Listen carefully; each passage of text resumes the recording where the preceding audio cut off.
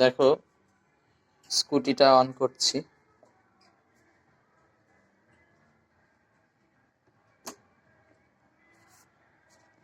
এরপর আমরা indicator left আর right indicator জ্বালাই।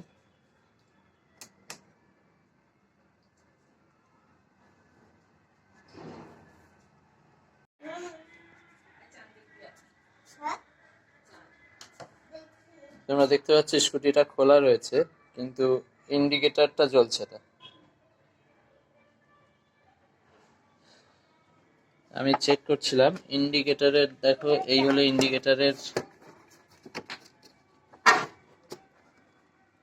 ইন্ডিকেটরের কানেকশন।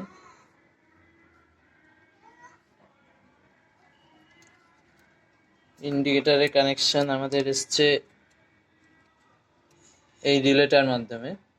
এই রিলেটার ফাংশন হলো ইন্ডিকেটরটা যাতে একবার অন একবার অফ হয়, সেই পালসেটিং করাটা এর কাজ মেনলি। তো তোমরা দেখো এখানে জ্বলছে না। দেখো আমি মিটারটাকে 10 অ্যাম্পিয়ার রেঞ্জে সেট করলাম।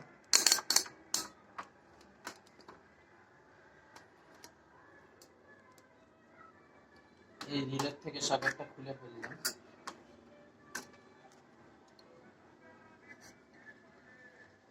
এরপর আমরা এই মিটারের তার দুটি দিয়ে এই পয়েন্ট দুটিকে শর্ট করে দেখি যে ইন্ডিকেটর জ্বলে কিনা। দেখছো আমরা এটা শর্ট যখনই করছি, দেখো ইন্ডিকেটর জ্বলে উঠছে। এই যে দেখছো তোমরা,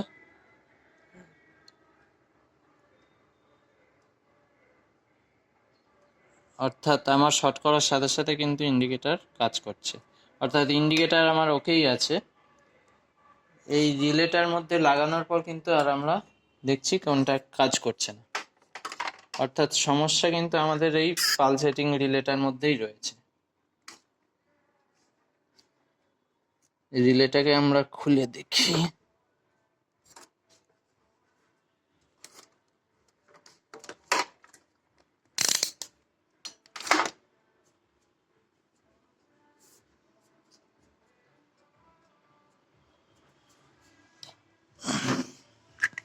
রিলের ভেতরে দেখো তোমরা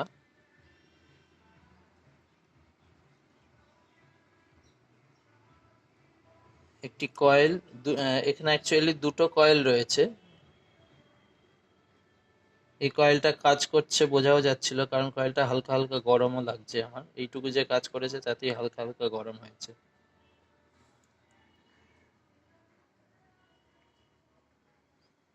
রিলের এই হলো কন্ট্যাক্ট পয়েন্ট, তোমরা দেখতে পাচ্ছ। এই রিলেটি অ্যাক্টিভ হলে একে নিচে টানে।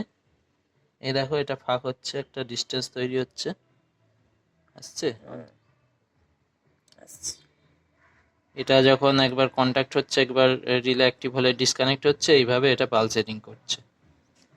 কিন্তু আমার রিলের মধ্যে কিছু একটা প্রবলেম হয়েছে।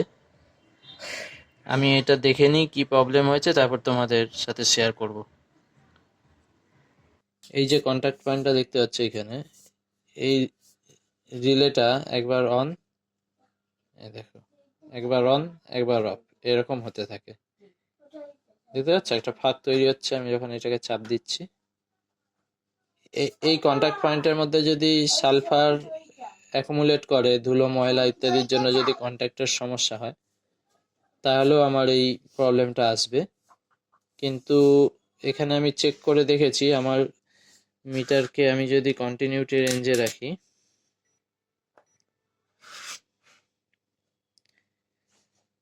কন্টিনিউটি রেঞ্জে রেখে আমি যদি এই দুটোর মধ্যে মাপি, দেখো আমাদের কন্ট্যাক্ট ঠিকই দেখাচ্ছে। দেখতে পাচ্ছ? এবার তোমাদের আমি এটাকে চেপেও দেখাচ্ছি।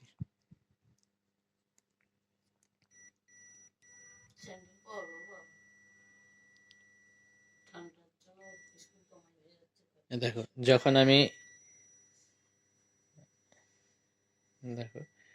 যখন আমি কন্ট্যাক্ট পয়েন্টটাকে চাপ দিচ্ছি, এটা ফাঁক হচ্ছে যখন, তখন আমার কিন্তু ওই দুটি পয়েন্টের মধ্যে যে বাজার সে থেমে যাচ্ছে, দেখছো তোমরা? রেজিস্ট্যান্স শো করছে, যেই আমি ছেড়ে দিচ্ছি আবার বাজার বাজছে। তো এর থেকে প্রমাণ হয় যে আমার এই দুটি পয়েন্টের মধ্যে কন্ট্যাক্ট ঠিক আছে, অর্থাৎ এইখানে কোনো কানেকশনের কোনো সমস্যা হচ্ছে না। এরপরে কয়েলও যথেষ্ট মোটা তারের, এই কয়েলও চট করে খারাপ হয় না। রেজিস্ট্যান্সটা আমি মেপে দেখেছি, রেজিস্ট্যান্সটাও ঠিক আছে। আমার যেটা বাকি রয়েছে এখন মাপা সেটা হলো এই ক্যাপাসিটারটা ঠিক আছে কিনা। তা আমাদের যেগুলো খারাপ হতে পারে, মেনলি তো সমস্যা হয় এইখানে, এই যে কন্ট্যাক্ট পয়েন্ট দেখছো, এই কন্ট্যাক্ট পয়েন্টে সালফার পড়ে যায় বা ধুলো ময়লা পড়ে যায়, তার ফলে কন্ট্যাক্টের অসুবিধা হয়। দেখো আমি ক্যাপাসিটরটাকে, একটি এন্ড এইখানে লাগানো ছিল, এই জায়গাটায় লাগানো ছিল একটি এন্ড, এবং এই ক্যাপাসিটর আরেকটা লাগ এইখানে কানেক্টেড আছে। তা আমি যে কোনো একটি এন্ড খুলে নিই।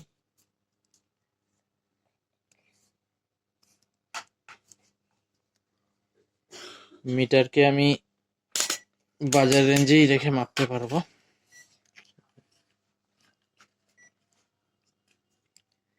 ক্যাপাসিটার ভালো থাকলে এখানে আমার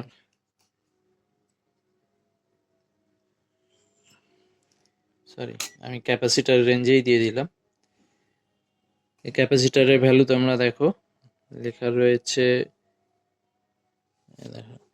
2200 মাইক্রোফ্যারাড 16 ভোল্টের ক্যাপাসিটার। এটাকে আমরা মাপি।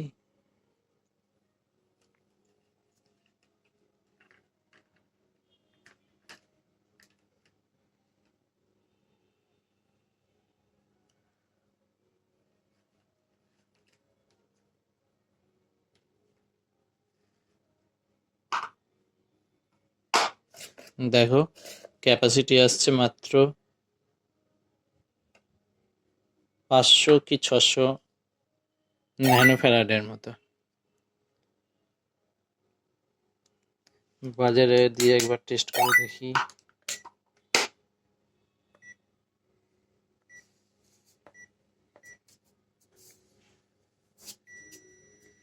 এ দেখো বাজার বেজে যাচ্ছে। এই ক্যাপাসিটার ভালো থাকলে কখনোই বাজার বাজতো না, কিন্তু তার মানে ইন্টারনালি ক্যাপাসিটারটা শর্টও হয়ে গেছে। আমার কাছে 2200 মাইক্রোফ্যারাড 16 ভোল্ট নেই, কিন্তু এরকম একটি ক্যাপাসিটার রয়েছে, এর ভ্যালু হলো 1000 মাইক্রোফ্যারাড 16 ভোল্টের। আমরা ওর বদলে এই ক্যাপাসিটারটা দিয়ে আপাতত রিপ্লেস করব, করে দেখব যে ওটা ঠিকমতো কাজ করছে কিনা, করে আমি তোমাদের সাথে শেয়ার করছি। দেখো আমরা একটা 1000 মাইক্রোফ্যারাড 16 ভোল্টের ক্যাপাসিটার লাগিয়ে দিয়েছি, দেখতে পাচ্ছ। এবার আমরা এটাকে গাড়িতে ফিট করে দেখি যে এটা ঠিকমতো পারফর্ম করছে কিনা এখন। আর তোমরা এখানে দেখতে পাচ্ছ এইটা হলো আমাদের সকেট, যেখানে এই প্লাস আর রিলেটা কানেকশন করব আমরা। আর এইটা যেটা দেখতে পাচ্ছ এটা হলো আমার গাড়ির ব্যাটারি 12 ভোল্টের, কিন্তু আর পাঁচটা নর্মাল ব্যাটারির চেয়ে এটা একটু আলাদা। এখানে আমি লেড অ্যাসিড ব্যাটারির পরিবর্তে lithium phosphate ferrophosphate battery use করেছি। তোমরা যদি চাও তাহলে আমি এইটা কিভাবে তৈরি করেছি এই ধরনের ব্যাটারি গাড়ির জন্য, তার ভিডিও আমি তোমাদের কাছে শেয়ার করে দেবো ডিটেলস। দেখো আমরা এটাকে লাগাই।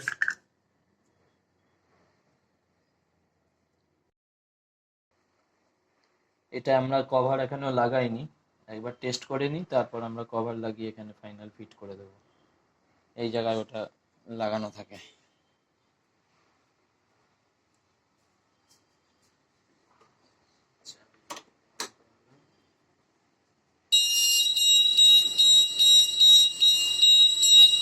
দেখো ক্লাসিং হচ্ছে।